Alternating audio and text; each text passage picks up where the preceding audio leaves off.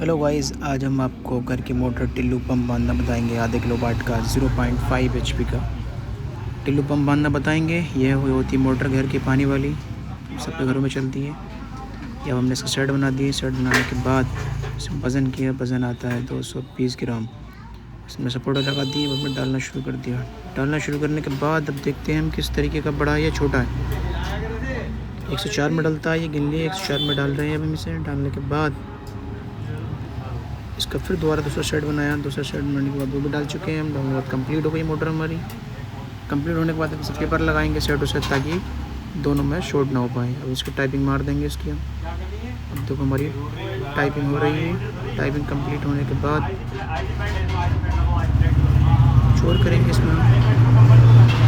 पीछे की टाइपिंग हो गई है। पीछे की टाइपिंग इस तरीके से की जाती है, धागे से बांधा जाता है तार, ताकि भागे ना। भी कनेक्शन करते हैं हम। नीचे के हमने बंद कर दिए हैं। ये होता है थर्मोस्टेट, ये ऑटो कट कहते हैं इसे।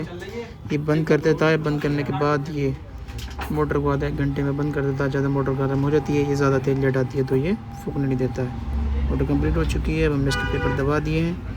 अब हम इस पर टेस्टिंग कर लेते हैं। टेस्टिंग क्या बताती है। टेस्टिंग करने के बाद हमने वार्निश डाल दिया। डालने के बाद अब हम इसे सूखने के लिए रखेंगे। इसे दोनों तरफ से वार्निश डाल चुके हैं हम इस पर हमने सूखने के लिए रख दिया। अब ये आपने फिट करनी है। फिट कैसे करते हैं, इसका पहले टापा लगाएंगे। टापा लगाने के बाद अच्छी तरीके से टापा लगा लेते हैं। टापा लगाने के बाद हम फिटिंग करना शुरू कर देंगे इसे। देखो कैसे फिट करते हैं इसे। इससे पहले पंखड़ी हटाएंगे, ऊपर आती है सेल सही तरीके से बांध लेते हैं हम दोनों तारों में।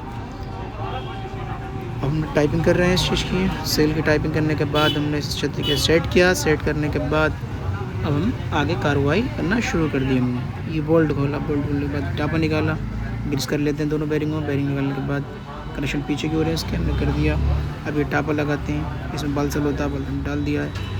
ये हमने कंप्लीट होगा। पीटी करने के बाद बिल्कुल रमा करनी पड़ती है, फ्री करनी पड़ती है। फ्री करने के बाद हमने इसे बेहतरीन तरीके से कस दिया है।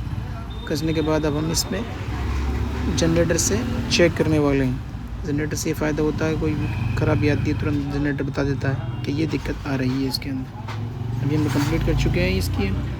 कंप्लीट करने के बाद अब हमने रमा कर लिया है। पहले ढक्कन लगा देंगे इसका। टापा लगाने के बाद पूरी सेट कर देंगे अच्छी तरीके से। अभी हमने जनरेटर हैंडल मार दिया है। और मारने के बाद हम चेक करने जा रहे हैं। अब हमने चेक करा, बेहतरीन, 1 नंबर, बहुत शानदार। Okay, thank you so much, see you, bye.